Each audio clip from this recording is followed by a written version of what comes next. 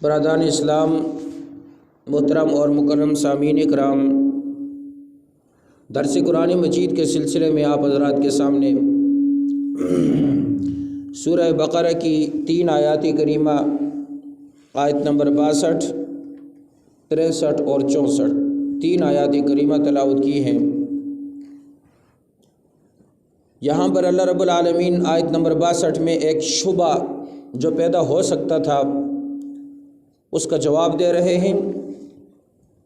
آیت نمبر 63 میں اللہ رب العالمین ایک واقعہ بیان کرتے ہیں بنی اسرائیل کا، اور اس کے ساتھ ساتھ ایک اشکال اور اس کا جواب بھی ہے۔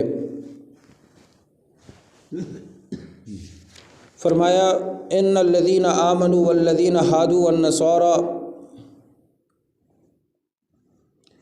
بے شک جو لوگ مسلمان ہوئے اور جو لوگ یہودی ہیں اور جو لوگ عیسائی ہیں، والصابئین اور جو لوگ صابی ہیں، من آمن باللہ والیوم الآخر، ان میں سے جو بھی فرقہ ایمان لائے اور نیک اعمال کرے اور آخرت کے دن پر اور اللہ پر ایمان لائے اور نیک اعمال کرے، فلہم اجرہم عند ربہم، تو ان کا حق الخدمت یہ ہے کہ ان کو ان کے رب کے پاس ان کا اجر اور ثواب ملے گا۔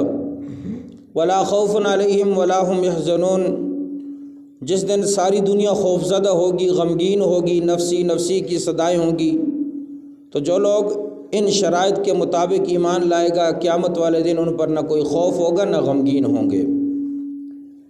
عزیزان گرامی، دراصل یہ ایک شبہ کا جواب ہے۔ شبہ کیا ہے؟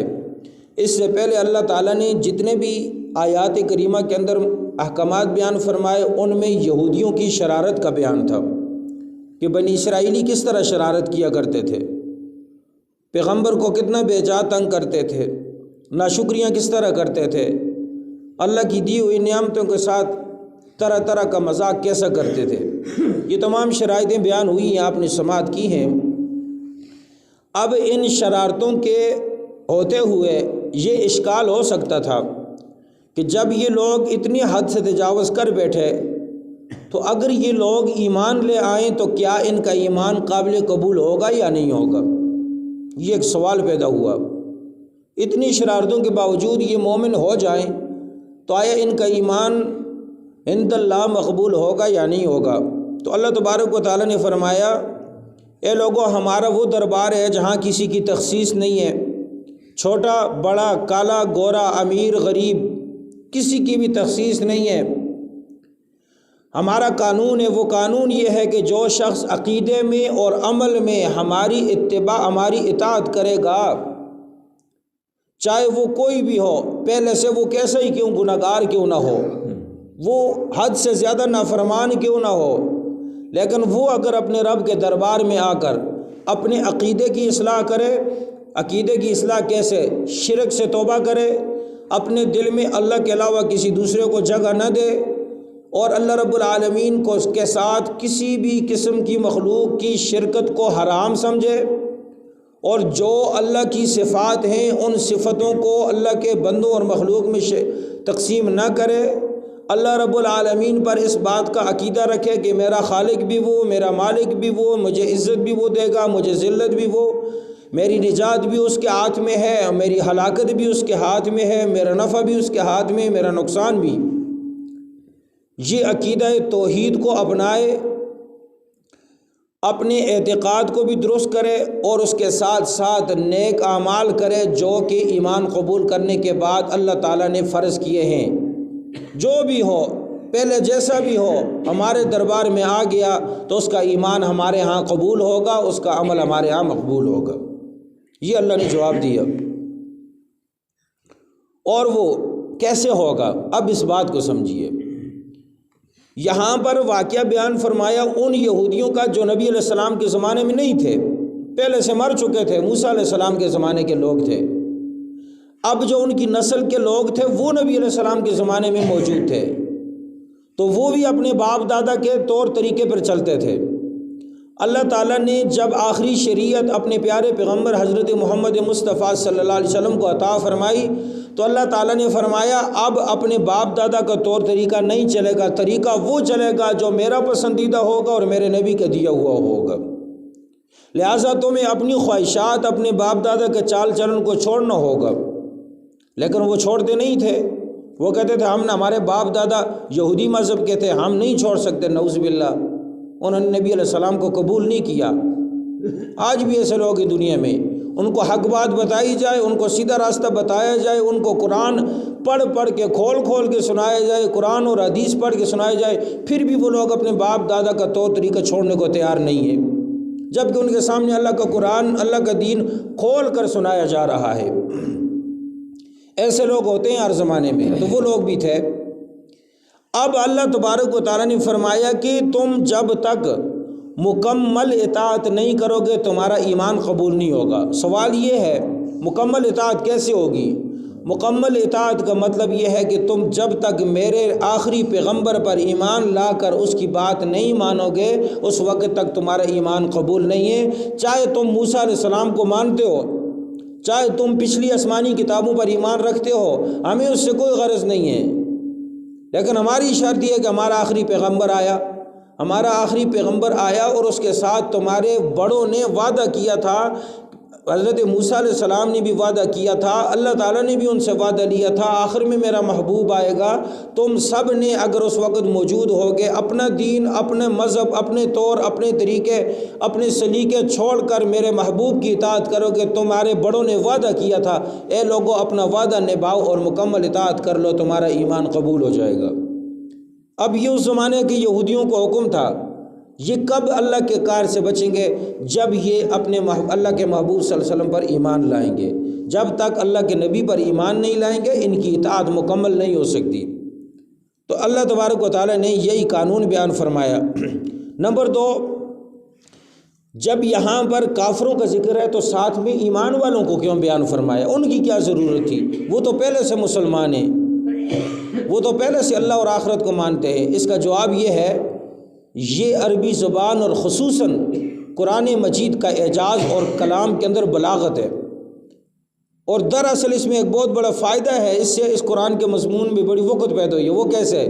کوئی بادشاہ ہو، وہ کوئی قانون بنائے، قانون بنانے کے بعد وہ ٹیلی ویژن پر آ کر بیٹھتا ہے، تقریر کرتا ہے، اپنی عوام سے گفتگو کرتا ہے، اس کے اندر وہ بادشاہ کہتا ہے کہ میں نے یہ قانون بنایا ہے، اس قانون کے اندر میرے اپنے ہوں یا میرے مخالف ہوں، سب میرے اس قانون کے مطابق چلیں گے تو وہ میرے وفادار ہوں گے، ورنہ مجھ سے بغاوت کریں گے وہ۔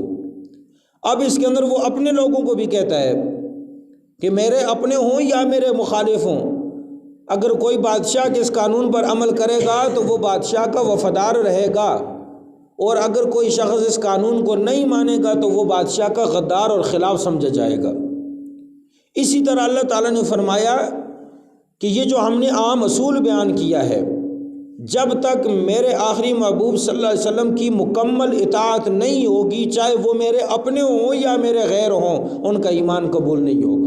تو ہمارے لیے بھی آ گیا، اے مسلمانوں تم بھی جب تک اللہ کے رسول صلی اللہ علیہ وسلم کی کامل اطاعت نہیں کرو گے تمہارا یہ ایمان بھی خراب ہو جائے گا۔ اسی لیے اللہ رب العالمین نے فرمایا ان الذین آمنوا، سب سے پہلے ایمان والوں کا ذکر فرمایا، پھر یہودیوں کا ذکر فرمایا، پھر عیسائیوں کا ذکر فرمایا۔ فرقہ صابی یہ ایک فرقہ ہے، اس کے بارے میں مختلف لوگوں کی مختلف رائے ہیں، علماء اکرام نے لمبی بحث فرمائی ہے، بہرحال اس کا نام فرقہ صابی ہے۔ یہ فرقہ بھی مسلمان نہیں تھا۔ ان سب کو اللہ نے فرمایا تم میں سے جو بھی ایمان پر قائم رہے گا اور قیامت کے دن پر یقین رکھے گا اور ایمان قبول کرنے کے بعد اپنا عقیدہ درست کر لینے کے بعد عمل صحیح کرے گا تو قیامت والے دن ان کو اجر بھی ملے گا اور ان پر کوئی خوف بھی نہیں ہوگا۔ نمبر 2، دوسری آیت میں اللہ تعالیٰ نے واقعہ بیان فرمایا۔ یہ واقعہ یہ ہے کہ جب موسیٰ علیہ السلام کو تورات مل گئی، تورات ملنے کے بعد آپ واپس تشریف لائے تو آپ نے قوم کو وہ تورات کی تختیاں دکھائیں کہ اے لوگو ہمیں یہ اللہ تعالیٰ کا آخری کلام اور نظام ملا ہے، ہم اس پر عمل کریں گے۔ تو آپ کو پہلے بیان کیا ہے کہ وہاں پر تورات کے ان آیات میں جو نازل ہوئے تھے اس قوم کے لیے اس میں بڑے سخت احکامات تھے، تو ان لوگوں کی خواہش کے مطابق نہیں تھی، تورات سخت تھی، اس میں بڑے سخت مسائل تھے۔ تو سب سے پہلے لوگوں نے آپ کو پتہ ہے اعتراض کیا، انہوں نے کہا ہم اس کو آخری کتاب نہیں مانتے، اے موسیٰ ہمیں کوئی طور پر لے کر چلیں۔ حضرت موسیٰ علیہ السلام وہاں لے کر گئے، وہاں اللہ تعالیٰ نے خود غیبی آواز سے فرمایا یہ میری کتاب ہے، تم موسیٰ پر ایمان رکھو۔ لیکن انہوں نے پھر اعتراض کیا کہ ہمیں کیا پتہ یہ کون بول رہا ہے، جب تک اللہ تعالیٰ براہ راست ہمیں دکھلائی نہیں دیں گے ہم ایمان نہیں لائیں گے۔ طرح طرح کی شرارتیں ان بنی اسرائیلی نے کی تھی۔ اس موقع پر موسیٰ علیہ السلام 70 آدمی لے کر کوئی طور پر گئے، ان پر وہاں پر موت طاری ہوئی۔ پھر اللہ تعالیٰ نے موسیٰ علیہ السلام کی دعا کی برکت سے انہیں زندگی عطا فرمائی، واپس آئے، اپنی قوم سے گفتگو کی انہوں نے، اور انہوں نے آ کر کہا کہ اپنی شرارت کو چھوڑیں تو یہ اس دین پر عمل کریں، لیکن اس کے ساتھ ساتھ ان کی فطرت میں اللہ تعالیٰ نے شرارت رکھی تھی۔ انہوں نے ایک لفظ اپنی طرف سے کہہ دیا، وہ کیا تھا؟ انہوں نے کہا واقعی یہ کتاب حضرت موسیٰ علیہ السلام پر نازل ہوئی ہے، اس کے اندر بڑے سخت احکامات ہیں، لیکن پریشان نہیں ہونا، اللہ تعالیٰ نے فرمایا ہے جو تمہارے لیے آسان ہے اس پر عمل کر دیں، جو آسان نہیں اس کو چھوڑ دیں۔ حالانکہ اللہ اس طرح کہہ سکتے۔ تو انہوں نے یہاں پر اپنی وہ جو بری فطرت ہے، شرارت ان کی طبیعت میں اللہ نے شرارت رکھی ہے، وہاں پر آ کر انہوں نے یہ شرارت کھولی اور لوگوں کو گمراہ کر دیا کہ اللہ تبارک و تعالیٰ نے فرمایا ہے جو تمہارے لیے ممکن ہے اس پر عمل کرو، جو ممکن نہیں ہے اس کو چھوڑ دو۔ اب وہ لوگ آزاد ہو گئے اور ان لوگوں نے یہ باتیں شروع کر دی، تو اللہ تبارک و تعالیٰ نے فرشتوں کو حکم دیا میرے فرشتوں جاؤ اور جا کر کوہ طور کے پہاڑ کو اٹھا کر ان کے اوپر، ان کی بستی کے اوپر، ان کے سروں کے اوپر معلق کر کے لٹکا دو، جب تک یہ توبہ نہیں کریں گے اس وقت تک اسی طرح چھوڑنا۔ اللہ اکبر۔ اب یہودیوں کی شامت آئی، فرشتے آئے، فرشتوں نے پہاڑ کو اٹھایا اور اٹھا کر سیدھا ان کے سروں پر کھڑا کر دیا۔ اب جس طرح ہمارے سر پہ یہ چھت ہے، اس طرح سر کے اوپر انہوں نے اپنی موت دیکھی۔ تو ایسے موقع پر بڑے بڑے جو ہیں وہ اپنے ارادوں کو بدل دیا کرتے ہیں، بڑے بڑے لوگ جو ہیں وہ پگھل جاتے ہیں، سخت دل نرم اور موم بن جاتے ہیں۔ جب انہوں نے اپنے سر پہ دیکھا نا اللہ رب العالمین کا غصہ، تو انہوں نے فوراً توبہ استغفار، رونا پیٹنا چیخنا چلانا شروع کر دیا۔ اب اللہ رب العالمین نے ان پر رحم آیا اور ان کے اوپر سے اس کو ہٹا کر ان پر رحم فرمایا کہ اگر اللہ کا فضل اور اس کی رحمت نہ ہوتی تم سب اس پہاڑ کے نیچے دب کر مر جاتے۔ لہٰذا ان شرارتوں سے باز آئیں اور اللہ رب العالمین کے احکامات پر سیدھا سیدھا عمل کریں۔ جو تمہارے فائدے کے لیے ہے وہ اللہ نے آسمانی کتاب میں نازل کر دیا ہے، اور جو تمہارے لیے نقصان دہ ہوگا وہ اللہ کبھی تمہیں نہیں دیں گے۔ لہٰذا جو کچھ بھی آسمان سے آیا وہ سارا تمہاری رہنمائی کے لیے، تمہاری بہتری کے لیے آیا، تمہاری ہدایت کے لیے آیا، تمہیں دنیا اور آخرت میں عزت دینے کے لیے آیا ہے۔ دنیا میں تمہاری فلاح، آخرت میں تمہاری نجات اسی پر موقوف ہے کہ تم اللہ پر ایمان رکھو اور اس کی کتاب کو دل سے تسلیم کر لو۔ فرمایا وَإِذَا أَخَذْنَا مِيثَاقَكُمْ، یاد کرو وہ زمانہ جب ہمارے ساتھ تمہارا معاہدہ ہوا تھا اس بات کا، کس بات کا؟ ایمان کا۔ اس بات کا معاہدہ ہوا تھا کہ اے لوگو تم اور تمہارے بعد وہ لوگ جو تمہاری خاندان میں سے آئیں گے، اگر اللہ رب العالمین آسمان سے اپنا پیغمبر پر کلام پاک نازل فرمائیں گے اور پیغمبر مبعوث فرمائیں گے، تم اس پیغمبر پر ایمان بھی لاؤ گے، اس کی مدد بھی کرو گے، اور جو کچھ بھی لے کر آئے گا اس پر عمل کرو گے۔ معاہدہ کر لیا۔ وَرَفَعْنَا فَوْقَكُمُ الطُّورَ، تمہاری نافرمانیوں کی وجہ سے کوہ طور کو اللہ رب العالمین نے تمہارے سروں پر معلق کر دیا۔ خذوا ما آتیناکم بقوۃ واذکروا ما فیہ لعلکم تتقون۔ فرمایا کہ اے لوگو یہ کلام پاک حق ہے جو موسیٰ علیہ السلام لے کر آئے ہیں، اس کو مضبوطی کے ساتھ تھام لو اور جو کچھ اس کے اندر ہے اس پر عمل کرو اور اس کو یاد رکھو تاکہ تم بچ سکو۔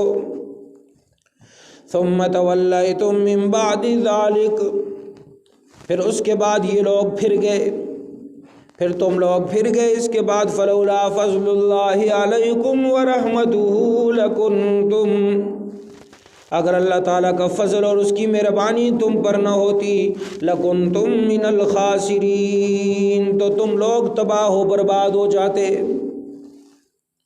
لیکن اللہ تبارک و تعالیٰ کی رحمت دنیا میں کافروں کے لیے بھی ہے اور مسلمانوں کے لیے بھی عام ہے، اور اللہ کی یہ ایک عام رحمت ہوتی ہے، جیسے میں نے سورہ فاتحہ میں آپ حضرات کے سامنے عرض کیا تھا۔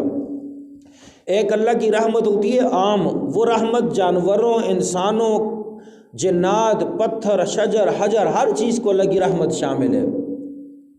اور ایک رحمت وہ ہے جو خاص رحمت ہے، وہ قیامت والے دن صرف ان لوگوں کو نصیب ہوگی جن کو اللہ تعالیٰ نجات دیں گے، جو مومن ہوں گے، اللہ کے بندے ہوں گے۔ تو خاص رحمت تھی، جب تک اللہ کی رحمت ہے تو کافر لوگ بھی مزے کر لیں، دنیا میں آزاد ہیں، جو کچھ کر رہے ہیں پھریں، اللہ کی کوئی روک ٹوک نہیں ہے۔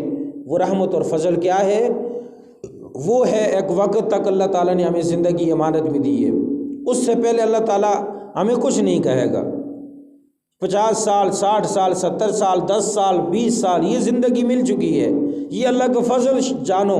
اللہ نے ایک وقت مقرر رکھا ہے ہر چیز کے لیے، جب تمہاری وہ اجل، وہ وقت مقرر آ جائے گا، تمہیں تمہارے اپنے عزیز اپنے آنسوؤں کی برسات لیے ہوئے اپنے ہاتھوں سے تمہاری قبر پر مٹی ڈال کر جب واپس آئیں گے، وہاں سے آگے حساب کتاب شروع ہوگا، پھر اپنا اپنا پتہ چلے گا کہ کھرا کون ہے اور کھوٹا کون ہے۔ اللہ رب العالمین ہمیں تیاری کرنے کی توفیق عطا فرمائے، اور اللہ تبارک و تعالی ہم سب کو کلام الہی کے احکامات اور ان آیات کو پر یقین رکھنے کے ساتھ ساتھ عمل کرنے کی توفیق عطا فرمائے۔ وآخر دعوانا الحمدللہ۔